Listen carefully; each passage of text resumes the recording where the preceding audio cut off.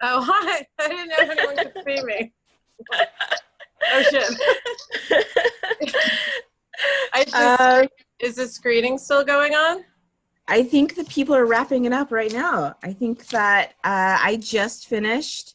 So you're like arriving right on time. This Oh, perfect, good. like Oh, you good. felt it psychically. I did it. um, Awesome. do you have a bunch of people, or I don't know how these work? I know Tony Todd, who I know did one last month.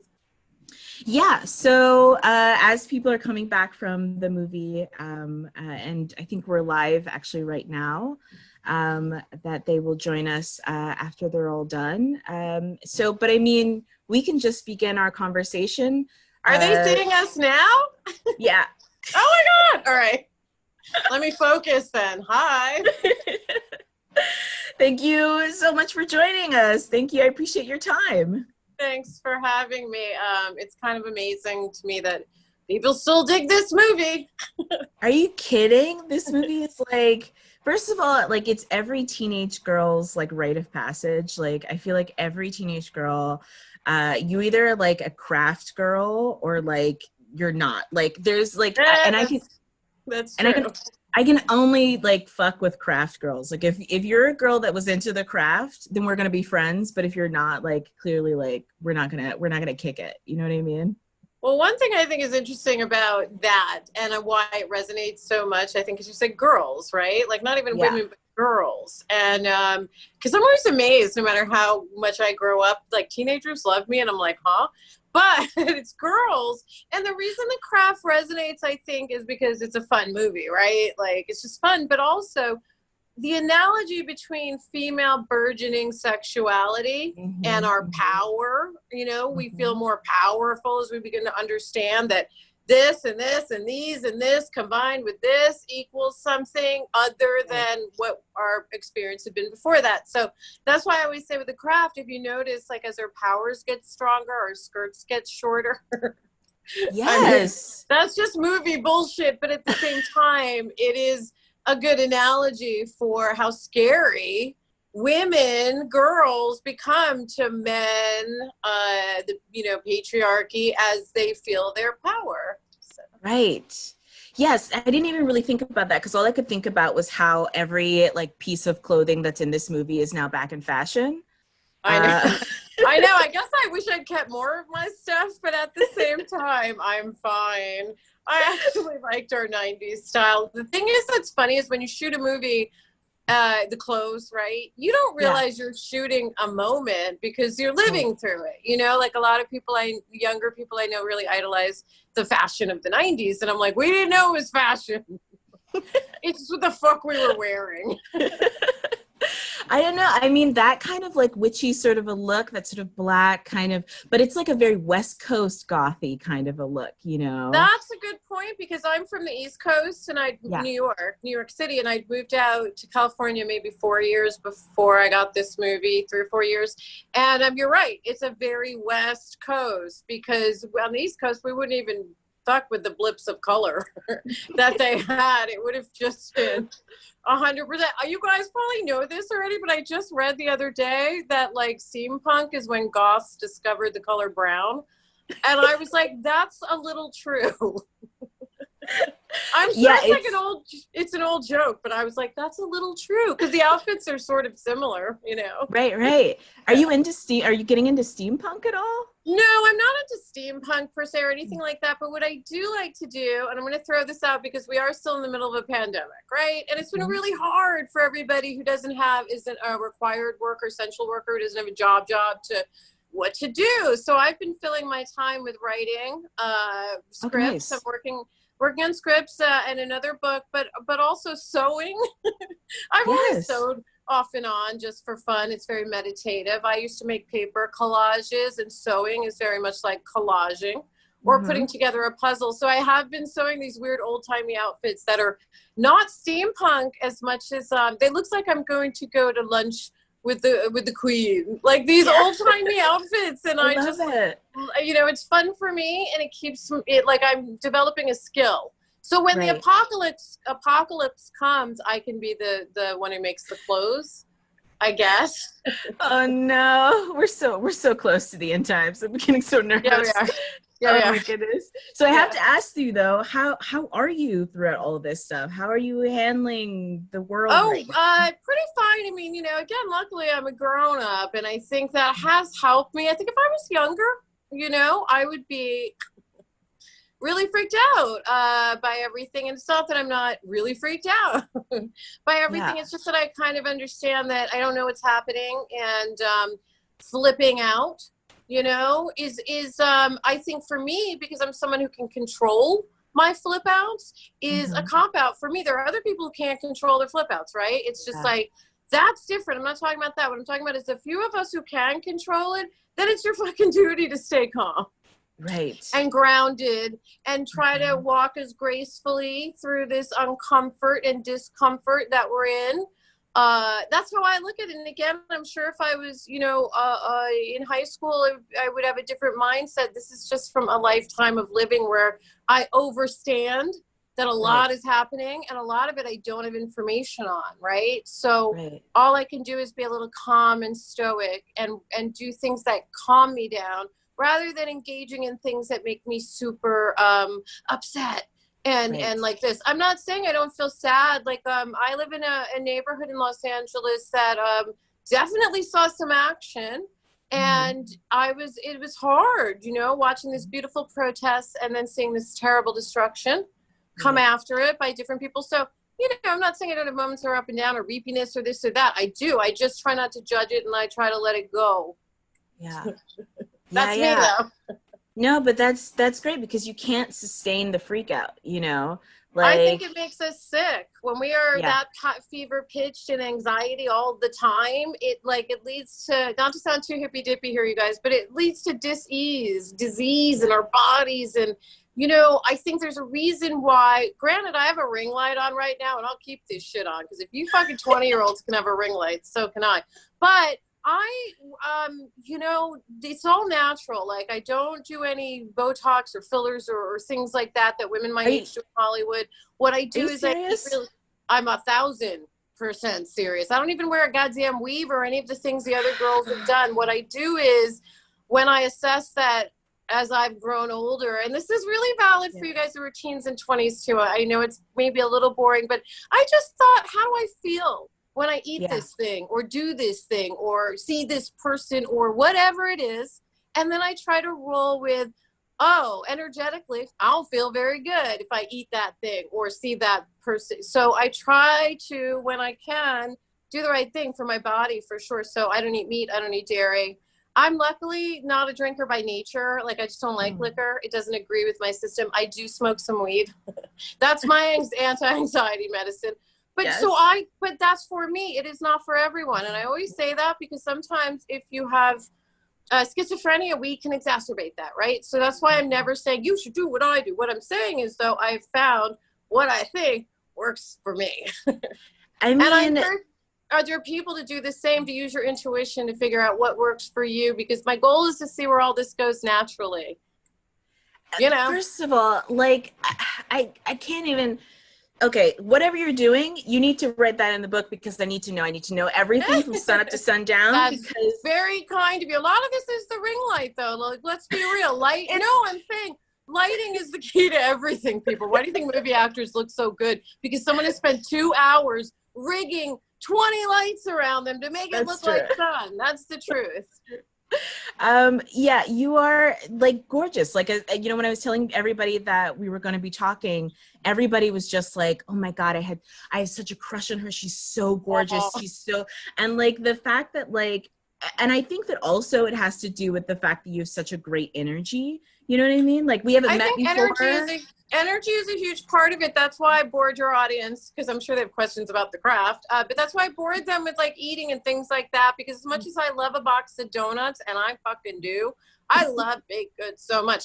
I don't really eat them, though, because I don't feel good. Yeah. When I eat them, that's the truth. And I love that. I love a brick of cheese, you guys, so much. I could eat a whole brick of cheese, but I don't eat it because I don't feel good. And that started to outweigh the fun in the moment, if that makes any sense. Like the because I do feel pretty good, especially like I was the older one out of the group of the women in the movie. And I just know that like you can feel good in your body naturally at any age. Right, right. I don't want to make it seem like I'm not paying attention because I'm also paying attention to the chat and the questions that are coming in as well. I know. So I feel like my eyes going around. Thank you people for letting me go on my health soapbox. But listen, our health is, to me, it's so tied, right, with our mental state and our everything. And what people don't know is I had a big health thing a bunch of years ago, and that helped inspire me to give up cigarettes and do all that kind of stuff that's important to do when you feel ready for it. Yeah, no, I think that this is really great. And like, I truly value, because one of the questions that I wanted to ask personally was, how do you keep looking good? Like, that is one of the things that I wanted to ask. So thank you so much for like well, doing that. Because, and the rest of that answer is nobody looks good all the time. I put on some makeup for you guys. You know what I'm saying? Like, there's plenty of pictures that are terrible floating around because like, I rarely wear makeup if I'm not doing an interview or on camera or something like that, blah, blah, blah. But yeah, no, I mean, listen, people, I encourage you to listen to your intuition with your body, because we all know when we drink something and then we're like, that was a bad idea. It might have been. Yeah. And like, I also have to say that you were on the show Half and Half, which I loved. As a biracial kid, that show was like really huge for me, and I loved it. And I love the things that you guys would talk about on that show. And like, I love the craft, but also I'm really happy that we can make this work, because I just wanted to let you know that show was like, it was so huge for me. So no, I really appreciate that, because when we talk about the disparities in Hollywood, you know, a lot of people might not know that show because it was on Black Night. You know what I'm saying? The nights it was a bit still, even when that show was on 10 years ago, TV was still a little segregated, frankly. Yes. Yeah. I was literally on a block of comedies on Black Night. So I'm always amazed when white people come up. They're like, especially white men, they seem to love that sitcom. And they're like, bearded white hillbillies are like, I love your sitcom. And I'm like, thank you. That actually is really sweet. To me, I love comedy, by the way. I think another thing I will say to people is, a sense of humor, which is, you know, not always easy to have. But I think even in the most absurdly horrible situations, there's always usually a moment where the tension breaks because something weird or funny happens. And so I guess in my life, I just try to remember that, like, I have to take everything with a grain of salt and have a sense of humor, because life is absurd. Life is weird and absurd, and you get thrown. So I know the audience listening to this knows this is true. You get thrown so many curveballs in life that if you are stuck on what it should have been, then you will be stuck on what it should have been, rather than, oh, okay, that happened. Right. Okay, it's not going to happen again. Like, for instance, and I'll share, because everyone always thinks actors are so loaded and stuff. Like on my sitcom, I got a terrible deal on the you know, when it shows on cable now still. I don't make any money off that. Really? None. So, and that's painful, except let me just say to your audience, I'm telling the story for a reason. That's a fucking drag for me right now when other people are making a lot of money off my work, right? Yeah. But my personal thing is, have your annoyance and anger, but really I'm angry at myself and my agents, right? And once I got done at my agents, I went, well, I signed it. Right. I have responsibility in this situation. You cannot be a victim, you know? The girls in the craft, not victims, right? They take their power into their own hands. So for me, it's like, that really sucks that, you know, I'm on TV all the time and I'm not making any money. But my next thing, when the world goes back and maybe there's movies again, it'll be a different deal. I won't sign that kind of deal again, Elfin. And then let go, and you're not carrying around your agita. Yeah, I mean, and it's all like lessons, you know what I mean? Yeah, that's for everyone, for every one of these actresses in the craft, for every one of you listening, for you. Life is just a series of lessons, isn't it? Some of them are much more fun than others, though. Yeah. Well, I'm glad to hear that you're doing okay in all of this, you know, all this chaos and all this stuff that's going on right now, especially being in LA. And for anybody that's watching, if you have any questions, please post them in the chat and the moderator will pull them out so that I can read them. So let's start from the beginning. I kind of want to hear what your inspiration was for getting into the arts. I wanted to know, like... Oh, well... I had a stepmother who was an actress. And I write about this stuff. Like, we'll talk about my book later, but part of it are memoir essays. Mm. So it was really interesting to go back and think about my life. But part of how I got into this was my stepmom, who I didn't really get along with when I was very, very young, was a theater actress. And I remember seeing her on stage and going, oh, it's so different and powerful up there. You can be anyone you want. So that's probably, and I was, in the back of a theater a lot as a child. So that's probably how I really got into it. And then I had to work really hard because I didn't have any connection. She was a theater actress, but like she wasn't a famous one. And then she stopped. So I didn't have any connections in the business is what I'm trying to say. I didn't have an uncle in Hollywood which is 75% of the actors, have an uncle or a trust fund. To be able to have a career in the arts, So I worked really hard in my earlier years. Like I hustled like a mother. The way that you don't necessarily have to today, by the way, I don't think you young people should have to do 3 free internships at the same time like I did while bartending. I really don't. I was tired. I fell asleep a lot, but I was also very young and had the energy, right? So I'm not even begrudging that I did that, but I will say I think people should be paid for their time, period. Yeah. So that's kind of how I started, but I was willing, to really fucking work and hustle. Like I get letters from, this is for you guys listening. Like when you send letters to actors, or people saying, can you help me be an actor? No, is my answer.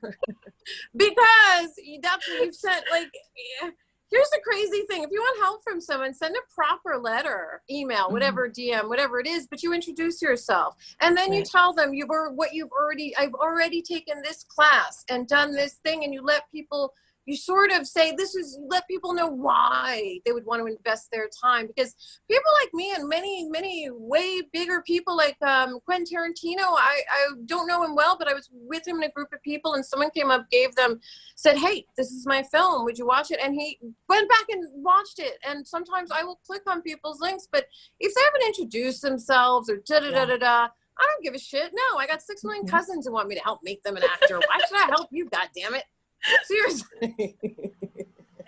Not to be a dick about it or anything. No, but I mean, you've only got so much time. You've only got so much energy, You can't give it up to everybody. Also, people are asking for something. So, like what I think is when people ask me for like, they say, can you do this or do blah, blah, I think I see this person is comfortable in stating their needs.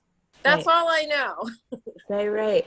Yeah. And I mean, I think that you have to really be careful about your energy. Who are you giving energy to? Who's taking it? What are they giving back? And I mean, you do have to want to offer people stuff back. And I don't mean money. I mean, like, what is it?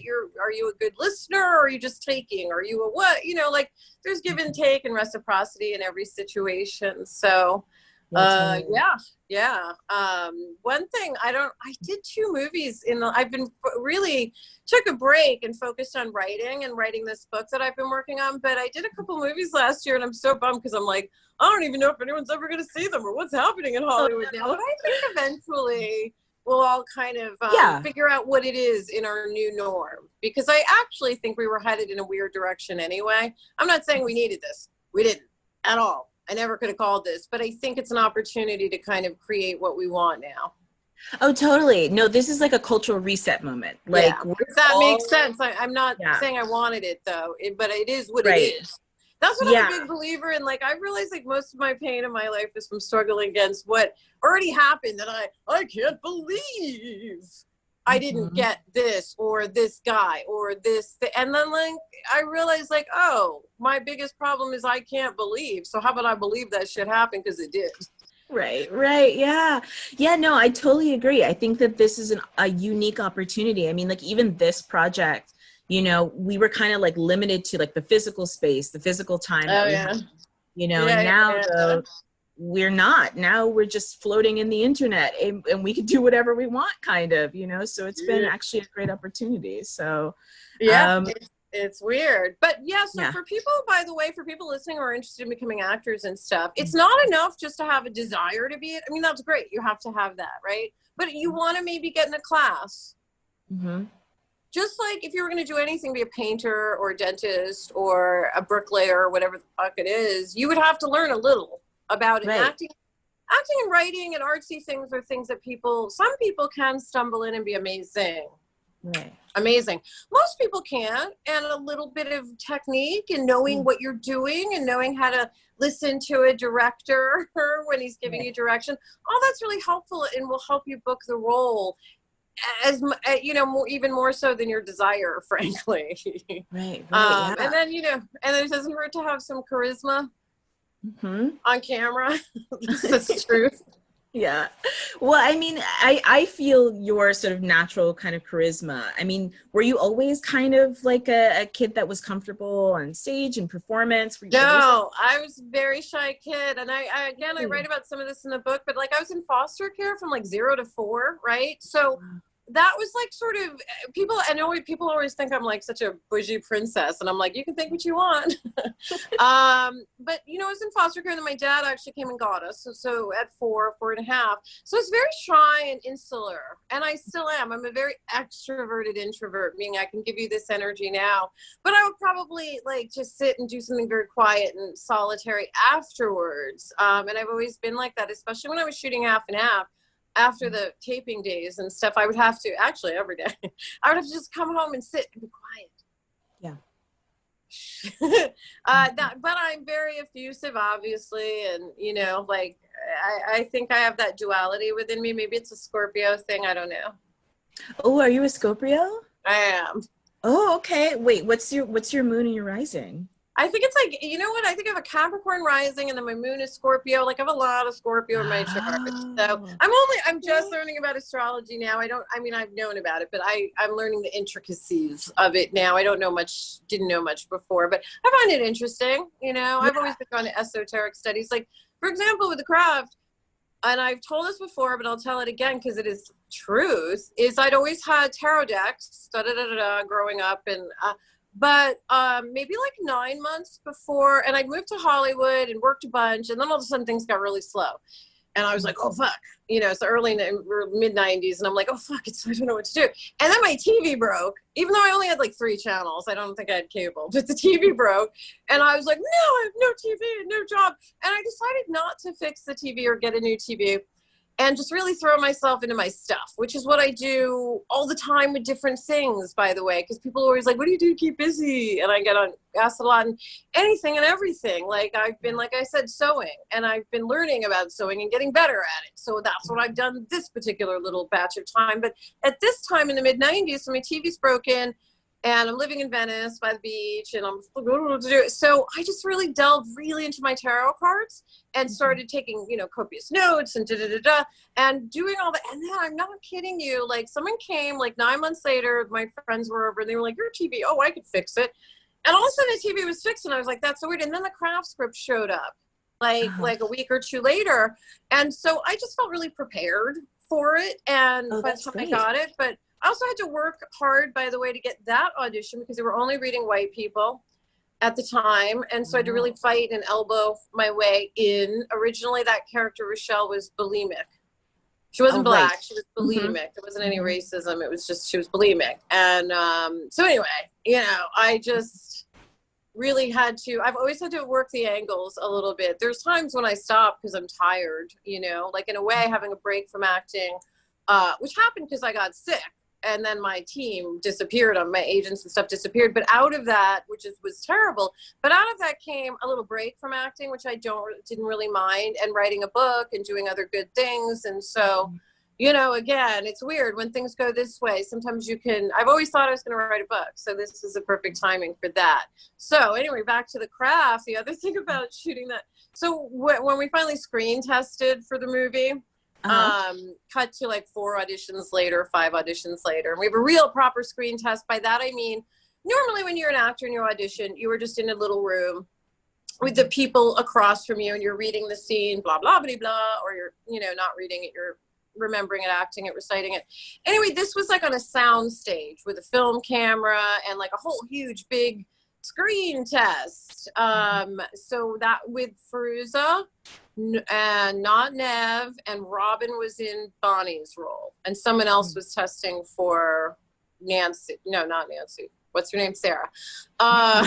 So we did this whole screen test, and they also had another group of girls. We didn't know this, in a back room. There were like 8. We shot for 8 hours, and they had these other the B team of girls in the back room for the entire 8 hours, waiting until we did our screen test. Anyway, so then I get home that night from the screen test, and I'm like, oh my god, this is great. And there's a whole basket of witch stuff. It's like wicker basket full of like tarot cards, blah blah blah, witch candles, and I'm like, oh my god, this is great, it's such a good sign. And then my power goes off that night, and I was like, oh my god, my power's off in the universe. What does this mean? I'm not going to get it's just like, it was like either an outage or I don't know what it was, but it's fine. I went in the basket that they give me, lit these candles, and was like, oh, see how like your power's off, but yet you have everything you need right now to carry on in this moment. So that was good. And then I had to wait like a month, I think, before after I screen tested, at least a month. So I was like, I don't know if I have this movie or not for like a solid month, you know? Yeah. So I'm going to put a pin in this because I want to come back to talking about your experience with tarot. But I have to ask, like, your experience as a Black woman in the industry, like, what has that been like? Because I feel like, you know, things are getting better. I want to say that representation is getting better, but I don't know that for sure because it feels like it's like one step forward, two steps back all the time. I think it's gotten better in terms of like after 2000, in the last few years, right? Once sort of Empire and all that, there was more Black people of color programming on TV. But honestly, my experiences were really fucking hard. It's really hard. And I think that people think because I have curly hair, like, and that, you know, right now, I don't know why these iPhone cameras shoot me a hair lighter than my actual skin is. Not on purpose. Like, this is just what it is, right? But I'm very medium brown. I love my color. It's really orangey brown, like an orangey brown. But, you know, I wasn't light enough to get the light-skinned treatment by Hollywood. So to be honest, you know, I was very close to that watching it, right, on the outside. Right. And no, it was miserable. It's miserable. Oh, it's really hard. So that's what I'm going to say. I'm going to tell you how many times a white person said to me, be sassier, before I went in and auditioned for something I'd read for 3 times with my normal speaking voice. And I also made a point, I think, of never learning. As an actor, you should be able to do any character, and I can. I'm pretty good at accents and different dialects, but I just chose not to. I was like, there's a hood girl out there who can do that so much better than me, you know, who really lived it and deserves this part. I'm here in the early 90s to show them it is not just the Cosby people with doctors for parents who are middle class or bougie or whatever the fuck you want to call it, or speak in a certain patois that is not urban, right? So that was just, I was very dedicated in all my roles to wearing my natural hair so that people can fucking see some ladies with I love how the natural hair girls are like, you don't get to take part in the conversation anymore because your curl's too loose. And I was like, bitches, find me another girl. Find me another girl who wore goddamn natural hair the whole time. No, there were other girls, but you know what I'm saying. So it was just, honestly, it was really rough. Like I talk about this on Twitter, and I wouldn't have gotten into it if it weren't for the conventions excluding me. But like, it was miserable. Like, I couldn't get the same press as the other girls, and the other girls couldn't have given a shit. They were like, well, we're more famous. They didn't understand that they weren't making Black celebrities. So when I wasn't included at the MTV Movie Awards, their thought, the other actresses, was, well, you're not as famous as me. They didn't realize it was fucking racism, and I had to deal with this shit all by myself. And even with the last convention thing, I'm going to say this, I don't think my cast understood it completely. I know Fairuza did, but I'm not entirely sure about everybody, and that is okay, because that is their prerogative as white ladies. Right. Right. And like, you know, people are having these conversations, these hard conversations about racism now, like in 2020, you know. Call me up and talk to me right now, because you know, when that whole thing went down at the convention, the other girl's convention manager didn't even have those girls stay at the same hotel as me. It was very weird. It was weird. And I was given this something to say. They said, here, the girls would feel comfortable if you said this. And I was like, tell them to say it. Right. Yeah. No, I mean, I'm really happy that you spoke up about that, because, you know, it was something that when you're an attendant at the convention, you don't know what's going on. You're sort of like, well, no, but if you look around at conventions, there are no Black people. Every convention I'm at, it's me. I'm the one Black woman. Maybe there's a guy over there from Star Trek or something, but it's very insular. Now, do I think the people who run those conventions were racist? No, not necessarily. I don't. What I think is it's systemic. Yes. And they go, well, we don't need her because no Black people come to our convention. Who cares? But it was annoying to be told it's not a craft reunion, even though we have the 3 other girls. Even my cast was like, it's not a craft reunion, Rachel. I was like, bitches, it is. Right. The only reason it's not is because I'm not there and uninvited. Yeah. And then people were like, you're going to ruin your chances to go to more conventions. I'm like, they ain't inviting me anyway. But I don't agree with that. I think that you speaking out like that and shining a spotlight now for the next conventions, fans will be demanding that. We'll be looking at conventions sideways. What was so lovely, actually, at the first convention we all did gangbusters. Everyone should be real happy I put up a fuss, including all my castmates were very happy. Let's just say that, because we were like the Beatles that weekend. But I had so many lovely people come through my line and say, I am here to support you specifically. Yes. Because to me, that was a couple of years ago, right? But it was insane to me that it's like 20, whatever, 18, and I'm having to fucking voice off about this stuff in 2018, and then I'm getting pushback from people who are telling me I'm being unreasonable, which is a middle-aged Black lady. Let me tell you, I don't give a shit what you think about what I think. And that's what I like about being a grown-up, you guys, because when I was shooting the craft or younger, I would never have had the chutzpah, or I'm half a Jew, so it's the chutzpah, or cojones to speak up in the way that I am. I just kind of dealt with it, and was treated differently and didn't get the perks other people got. And I just went, okay, yes, and I'm showing up, happy to be here, so. But I think that, you were speaking up, and who knows how many other people wished that they would have said that, wanted to say what you had said, and you were saying it, and I don't know, I saw that as incredibly brave, incredibly strong, admirable. I thought that was so good. And yes, I think for a lot of people, they would have been like, oh, well, she's causing waves and, this drama and stuff like that. It's just like, but that's I mean, like, that's the whole point, is to cause waves. That's why Black Lives Matter and people are protesting, to cause waves, to make change. Make change, because there's no reason why, even, let's forget that I got dicked on the sitcom money at the end. What white actors are paid exponentially for the exact same job would be double. And that is insulting. That is insulting. Now, that has to do with the right agent and the right this and that too, right? But let me just tell you, by and large, white actors get paid a lot more. Yeah. Trust me. Yeah. And that's like so frustrating, because I mean, like, I don't know, you're such a beloved figure, and you have so many fans as a Black woman, watching your role in this movie and watching you on television. It really got me into this place of like trying to expand the expectations that I had. I didn't have to be what, sort of the expectation for what a Black girl is into, what a Black girl does. I could Well, I think hopefully by whatever. now, 2020, we know like what a Black girl does is what anyone does.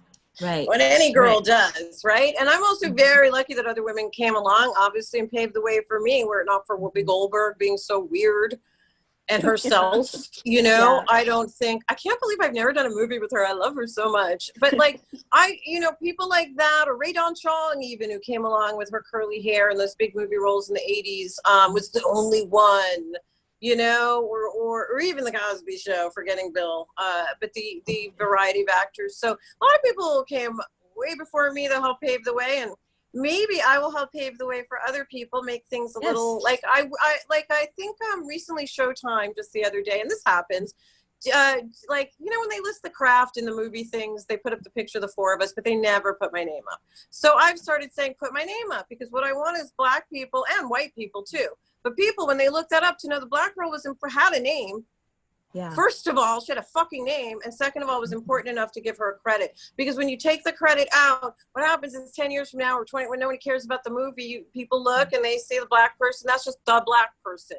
When I was growing up, I saw a lot of movies with the Black person, I mean, at a certain point in history, statues of women weren't, now they're called dancing women. At a certain point, she had a name. She was a goddess, or maybe just a farmer's wife. I don't care. But she had a name and an identity. And so I'm like, no, I'm not stripping that away. I want people to see that. And more importantly, those kind of things affect your payment and bankability in Hollywood. Right. Because again, the reason I even whinged on about being left out of the publicity of the craft is that affected the pay scale of things.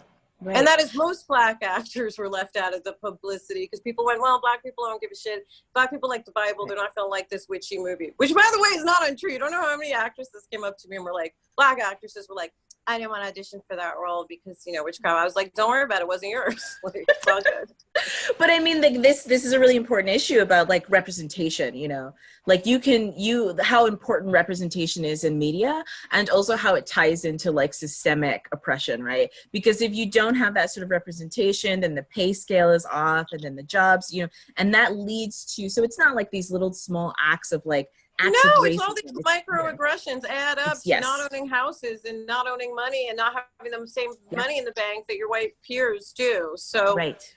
These are little tiny things that add up to very much. Like another story I told on Twitter was like when I first hit town in the 90s, I, you know, applied for a car loan and I think I needed $4,500 for the rest of the car. They ran my credit for $75,000. Do you know what that means? If you're not credit savvy, what that means is my credit took a huge hit because this person only makes this much at that time is asking for this much of a loan. Right. And, you know, there's no way my income could have supported that kind of loan. I never would have asked for 75K. So all of a sudden my credit goes down 30, 40 points. Oh. And that means I can't get what other people are getting now because do you see what I'm saying? It's insidious, yeah, totally. The ways. Yeah. Would they have done that to a cute little white girl? I don't think so. Toyota dealership in Marina Del Rey. Drag them. Yes. Drag them. I'll drag anyone. Actually, you know what? That's not true in the book. I don't mention really names, to be honest, because the book is not about that. It's, you know, it's not about gossipy, and I talk about things that are embarrassing or funny or whatever with maybe they're famous, but I don't mention their names because it's not really, that's not the angle of the book at all. Right. Stuff like that.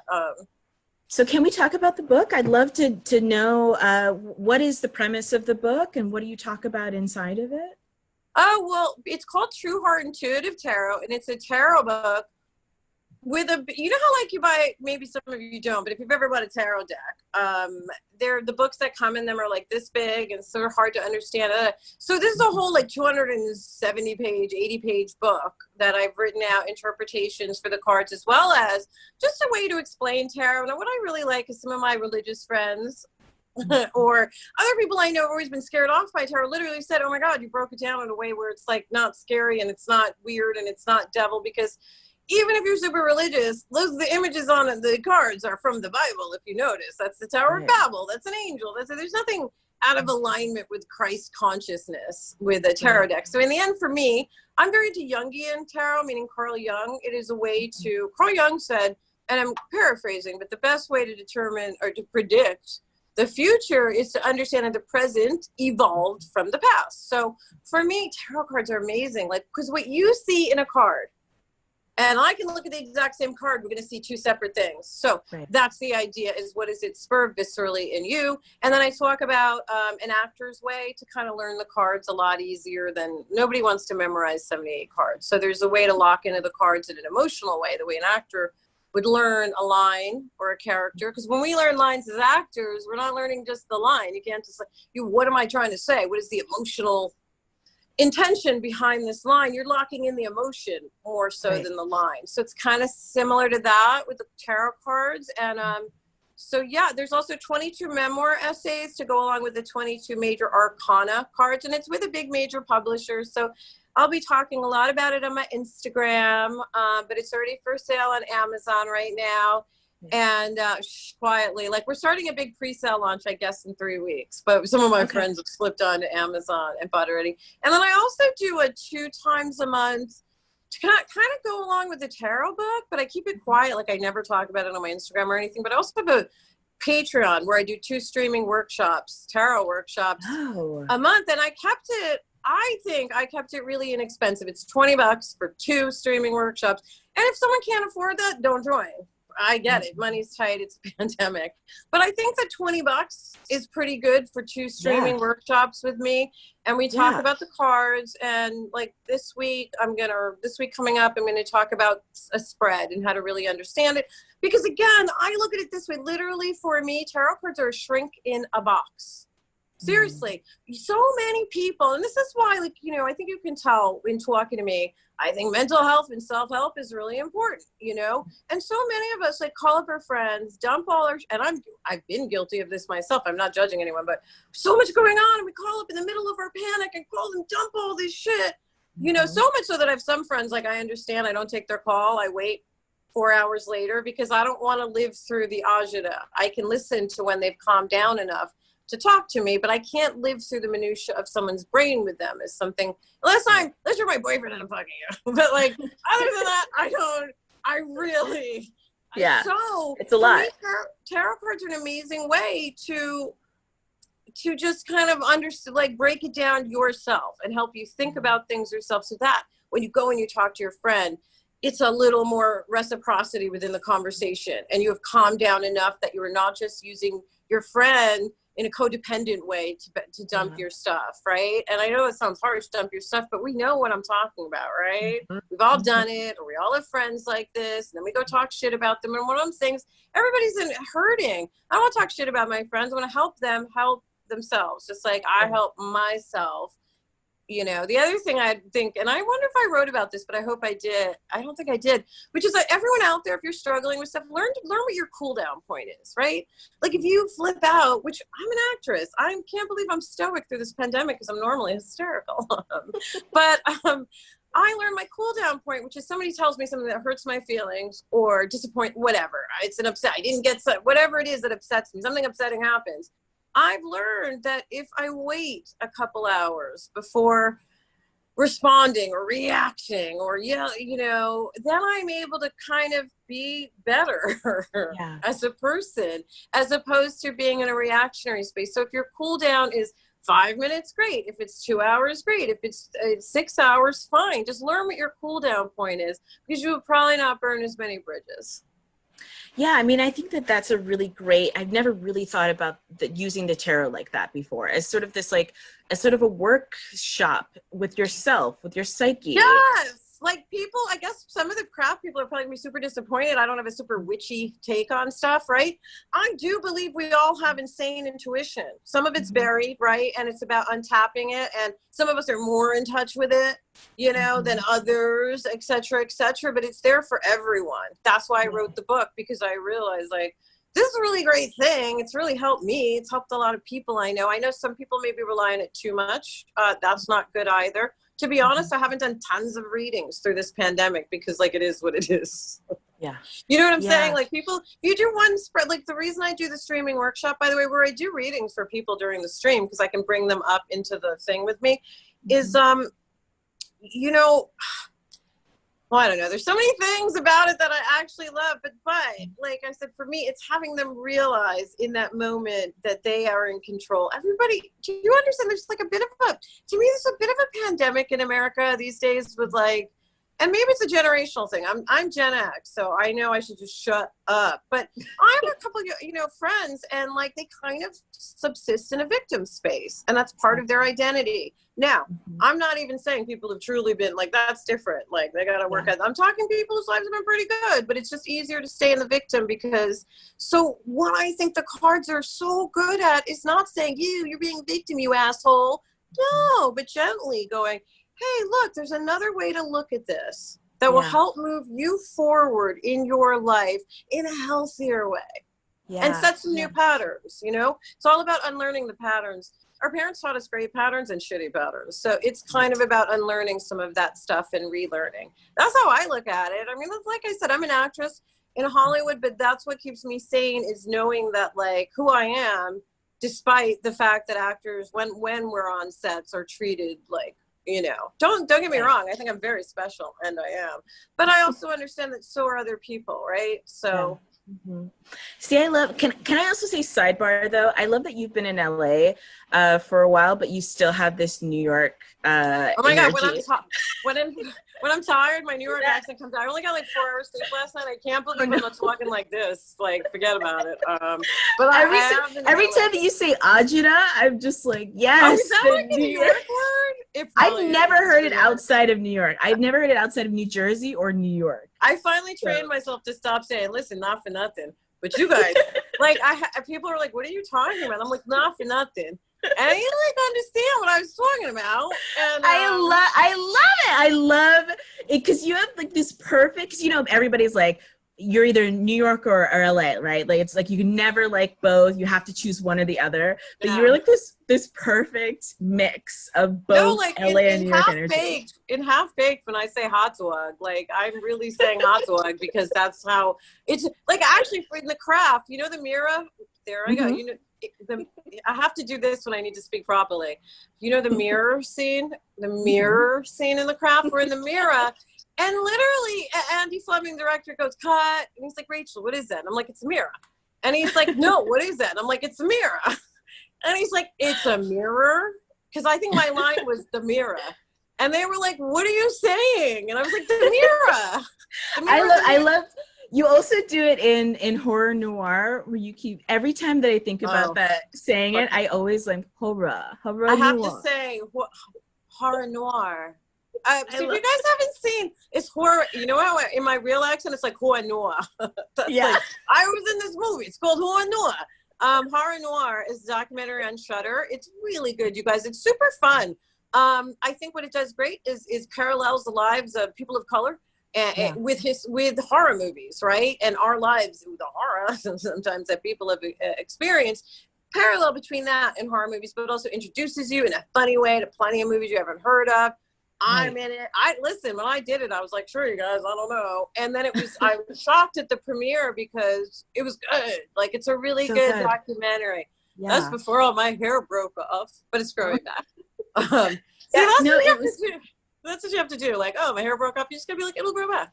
That's how you stay grounded. But yeah, no, I was very happy to be a part of that. And I think that horror does parallel many people's lives, and that is why I've actually watched a bit of horror this pandemic, I think, because like, we're living through a horror, right? Yes. So seeing the parallels. Anyway, wait, are there more questions? Because I'm babbling on. No, this is great. I like just kind of keeping it more conversation. I don't want to make you feel. Oh wait, and if anyone's interested in the Patreon, by the way, I think it's Patreon/Rachel True. I don't know. Yeah, if you I'm the worst. I'm terrible at this game. And by the way, I'm more fun on Patreon is for the tarot lessons, but I think I'm more active on Instagram. I used to put up little mini movie stories, like I literally edit them and put, really make story of my life every day. I haven't done that as much because I just wanted to kind of feel my feelings during this pandemic without shooting everything. And you know what I'm saying? Right. Being performative. I just wanted to kind of take a break, but that's probably where I'm the most fun on Instagram. And that's where I'll be talking about the book. And, oh my God, did you guys see the Funko Pop? I think that's one of my last posts is about that because I was really impressed. Like they actually got her skin color kind of brown and and the hair and everything. So like maybe we talked about it already, but there's just not that many. So part of it is me going, okay, there's the Funko Pop for little brown girls can look at. Like with the craft, remember about a year after it was out and I was getting off a train and this little girl who's probably maybe 8, too young to watch the craft, frankly, but she's a little brown girl and she was like, you. Maybe she thought I was Scary Spice, I don't know. But I'm just going to pretend, no, she knew it was a craft. But it meant a lot. It meant so much because I know at my age, which I didn't have very many Black children on television, none Black children, well, Sesame Street and stuff like that. But I'm saying on TV shows, network TV shows. So, I just like, I like being a part of that. Yeah. I'm glad something I did mattered. Yeah, and like I said, before when we were talking about it, I think that having that as this like huge collector's item, as this thing that's just like highly coveted, because the Funko Pops are like, people are like stabbing each other over these Funko Pops. So like, I really feel like having that that's so incredible and that's so amazing. And like, again, I'm really pleased that they included her, instead of leaving her off. Here's another craft story. Feruza Balk and I went and attended a Beltane festival, which is May Day festival. Yeah. We had a witch consultant called Pat Coven, And she invited all of us, but Fruza and I were the two people. Fruza bought a witch store during the shooting of that, and I was interested in this subject matter already. So I think we're the two that were like, not that we love the movie so much, but just the subject matter. And being able to go and see this May Day thing, which is actually much more violent and sexual than you think, just like life, was interesting. It was, again, interesting because I believe another thing, actors, for those of you who want to be actors, like, do some research. Like, research is part of character building. So researching all the different characters you're going to play and all of that. It's not just memorizing the lines, it's kind of like building a backstory for the character, even if the character is very similar to you. Right. Well, we do have some questions. One of the questions is from Kendra Dawn Grunberg, and she wanted to know, what is your dream project? Ooh, well, I am, I'm working on 3 different writing projects right now. And one of them I'm doing, the other one is with someone, but one of them is completely alone. It's a script idea I've had forever. It's a period piece set in the Middle Ages, with brown people. So that's all I'll say about that, but I'm working on that. And it kind of involves, I love art, so it involves a painter from that time as well. So it's just a passion piece. We'll see if I get that finished and sell that. But I think I would, actually, oddly enough, I actually really enjoy film and movies and drama, but I actually really loved the sitcom. It was fun. Yeah. Like, it was fun and easy. I don't mean easy to do the work. What I mean is the hours. Like, when you're shooting a movie, you can work 18 hours in a row, and then you got to get up at 4 a.m. There's nothing like a TV sitcom schedule. You know what you're doing, and there's more regularity to that than in other jobs that I've experienced. So I kind of really enjoy that. Also, making people laugh feels really good. Like, another thing, like what I talk about in my tarot book is I don't do reversals with tarot cards, which means upside down. I talk about high and low vibe, right? So what I'm saying is, when I'm on a sitcom set and there's an audience there and I'm making them laugh, the energy feels really good. It's very high vibe, So that's kind of what I mean. And then there's low vibe. And even if you're a very religious person who's not into, you know what it's like to walk in a room and feel the vibe. Right? You can walk in a room and be like, oh shit, what the fuck happened here? So that's all I'm talking about with intuition and vibes and stuff like that. And I prefer high and low vibe to reversals, because reversal always felt, at least to me, negative. And each and every card has, even the worst ones, there is a side of help, even if it's like a release and relief you don't want, but it will be better for you. So yeah, that's really interesting. I mean, I feel like sitcoms, God, I feel like I would be exhausted after, so many episodes, so many days. But I mean, like, you're right. Like, coming in, hearing the audience, being in that sort of environment, it sounds really, really interesting. Well, it's one of the few things you do in front of a live audience, I guess, is why I probably liked it more so, because the drama is probably more fun and meaty character work, right?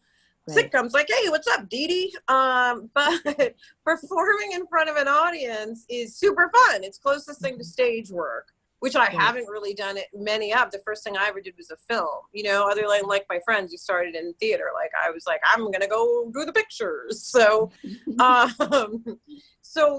it's all different, but I kind of like that. I would also like to do, my dream project would be something I wrote and created and produced. How's that?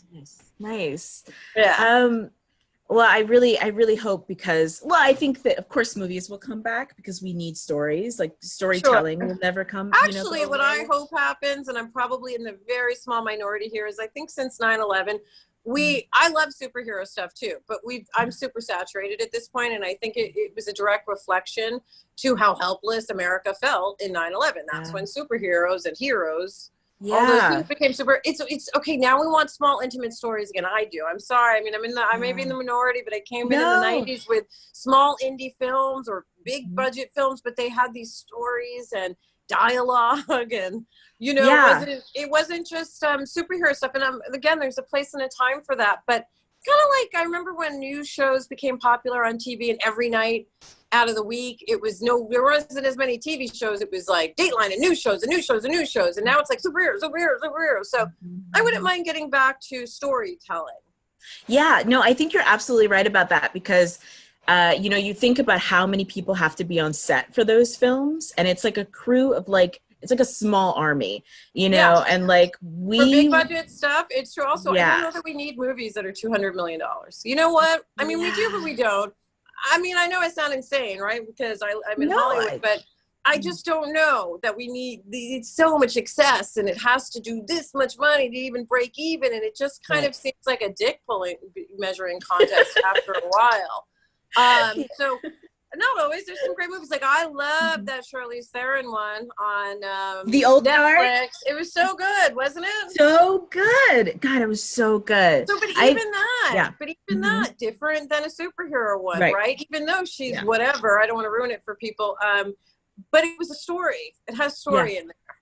Yeah, and it's much smaller, much more intimate, even though it Yeah, is a superhero movie. So that's right. yeah, I'm That's obsessed with right. it. So Yeah. I don't know. All right. Next question. So we have a question from Samantha Greenleaf, and she wanted to know about how was your process going through the movie. Your character in The Craft deals with racism, and how did you process having to deal with racism both personally, but then also in this film? How was that for you? Kind of like life.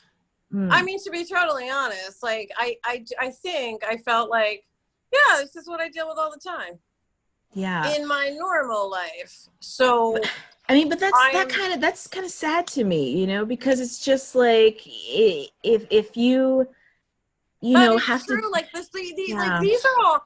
Again, I have dealt with some bigger racism situations, like being attacked in a bowling alley with my Mm, friends who they're flicking his nose and calling him kike, and oh my being attacked God. with bowling balls. So blah blah blah blah.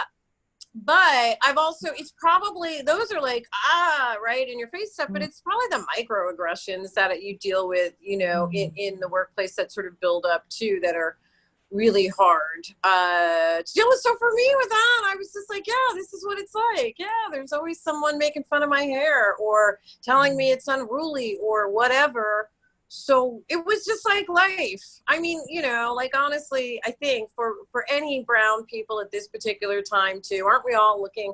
And I'm a mixed chick. I got a white dad and a black mom, but I'm still looking around and assessing. Like there are many of my friends who have called me and talked to me, white friends, and expressed how they feel, and that's great. And there are plenty who haven't, and we're gonna see where they fit in my life. yeah, yeah, That's the truth.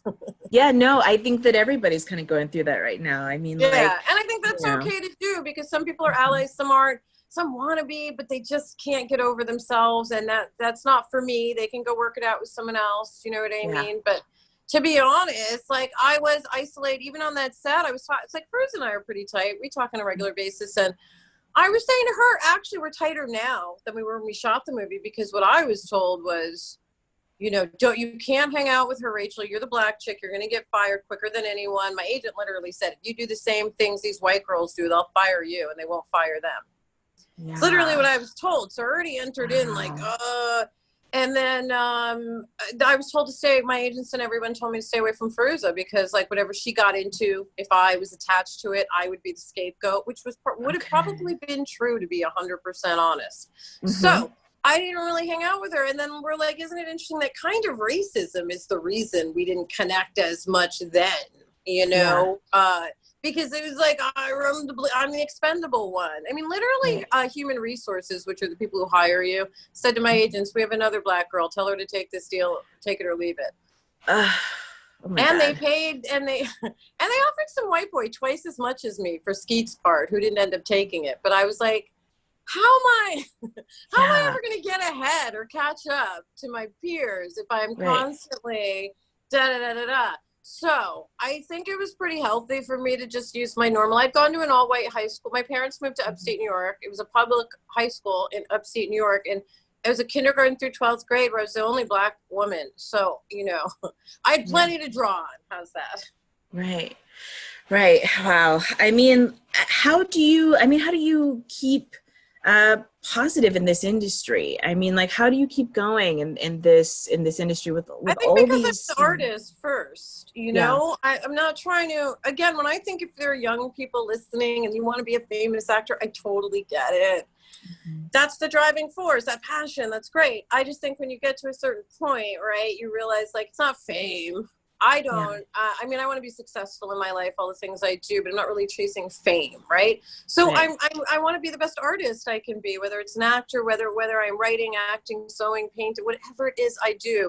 I think my whole life is art, to be honest. yeah, Everything I do is part of creating art.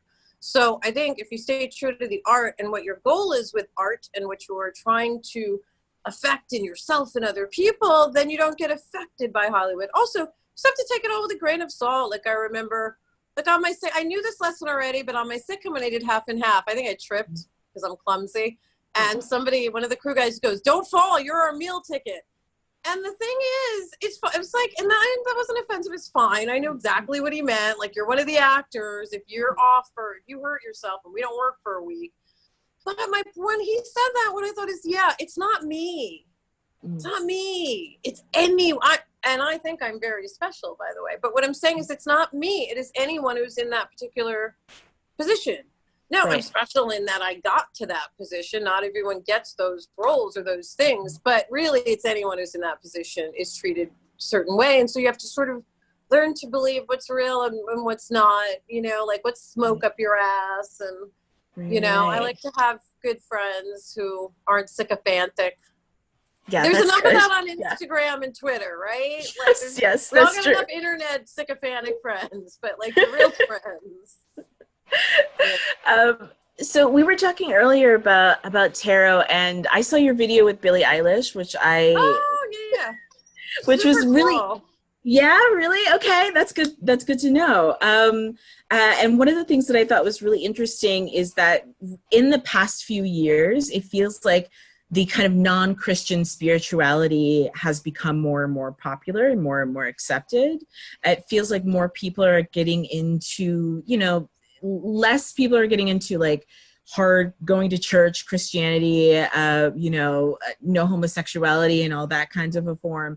And more people are getting into their spiritual selves. I know a lot more women of color are getting more into spiritual practices and things like that, which is like why I think that your book is coming out at the right time.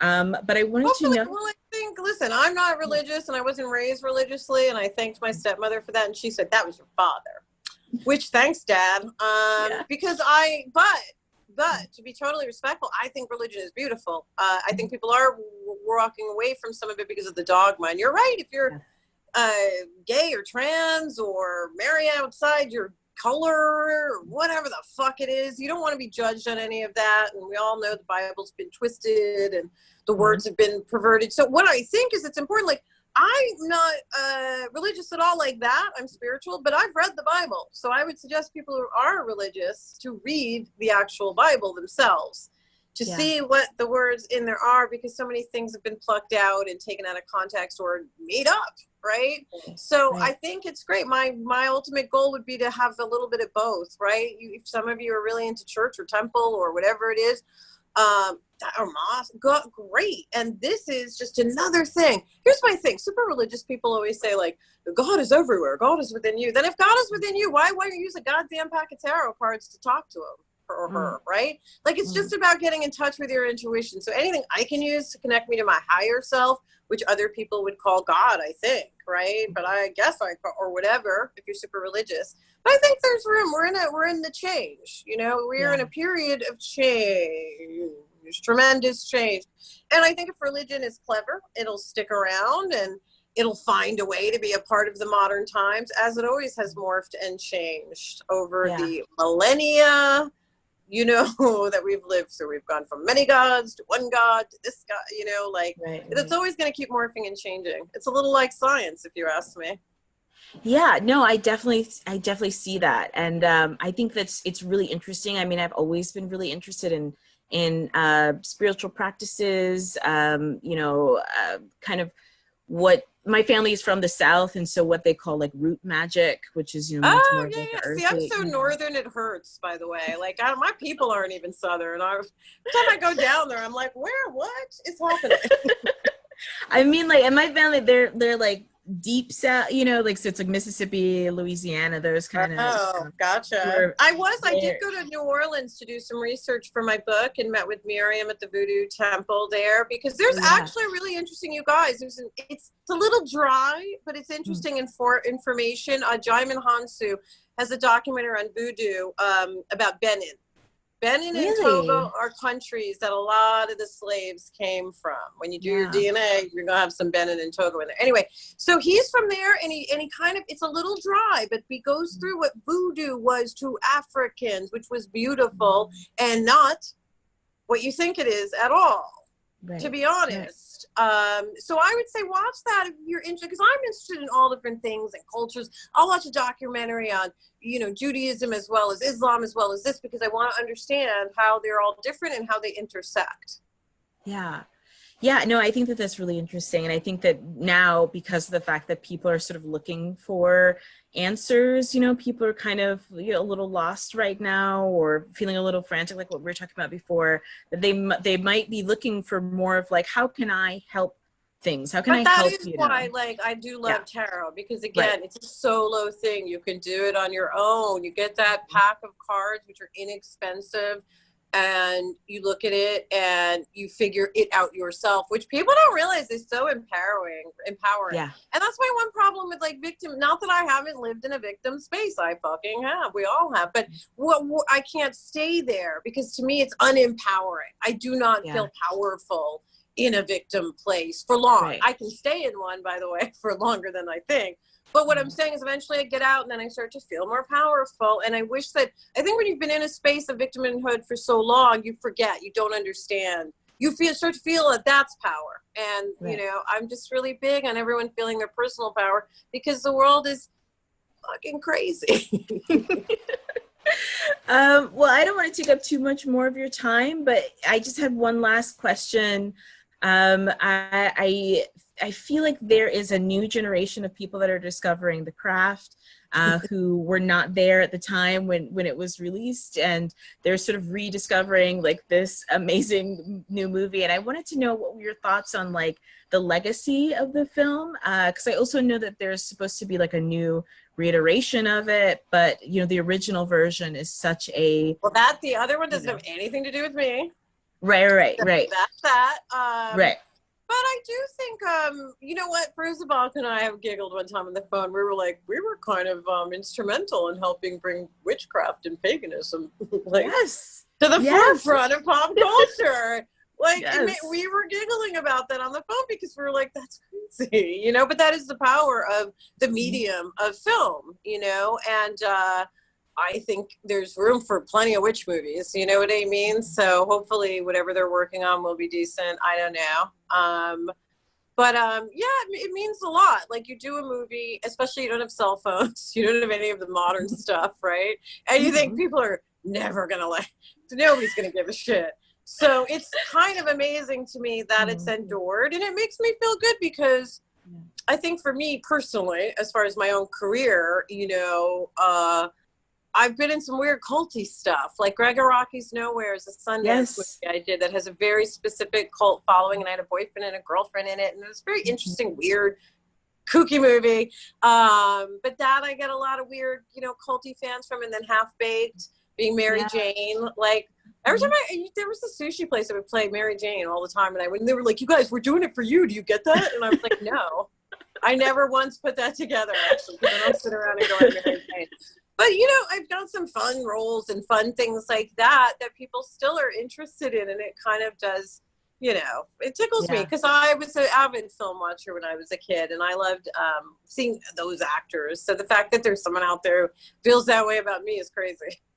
I mean, but really, truly, like, as far as like stoner movies go, that Half Baked is a classic. Here in Seattle, that's a classic film. Greg Araki, are you in Seattle? I'm in Seattle. Yeah. How's it going there? It's going in a direction. Yeah, it's going. You know, and thank God they made like weed like an essential service so that like I feel like I'm gonna say everybody's this, like, it's been my friend. It's probably why I'm able to be so stoic, to be honest. I mean, again, they were because I like, don't know again, people know which vices work for you. You know, I used to do podcasts with Alec Mapa, who played Adam on Half and Half, the Asian character, right? He's one of my really good friends. And we used to do a podcast together. And one day he was like, I want to get stoned. We're going to do an experiment and do one high five. It's like, all right. And then we did it. And he said, Rachel, you're absolutely no different. You're only nicer and calmer. He was like, you can't even tell you're high. He goes, you're just nicer and calmer. And I was like, yeah, that's why I like weed. I mean, you know, it's doing wonders for people, and I think it's doing better than the pharmaceutical industry, and that's, you know. Well, also, again, if people, you know, there's CBD with no THC, and that's perfectly valuable. It totally works, right? It's not about, you know, it's about feeling good in my body naturally. Yeah. Not about being blotto high. Like I mean, some of you, like I remember the first time I got high and giggled forever. That's amazing. And I still can do that. But like, really, I'm just using it like as a plant medicine as it is. Like that, I don't take any pills. I don't take Xanax. I don't take anything. That's all I got is some natural plants. Well, I mean, you know, you're so like legendary, and I really feel like you inspired an entire generation, particularly of like of Black witches, you know. We are talking to people on the internet about this movie, and about, you know, interviewing you and my friends.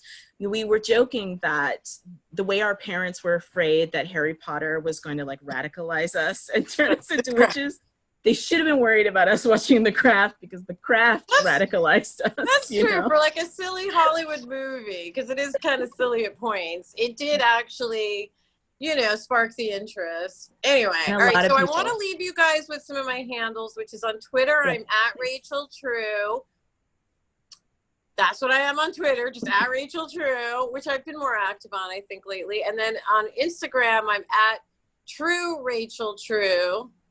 It's my first last name, and then Rachel True. True Rachel True, because this little white girl will not give me my name back. And I literally keep going, aren't you tired of the brothers hitting you up?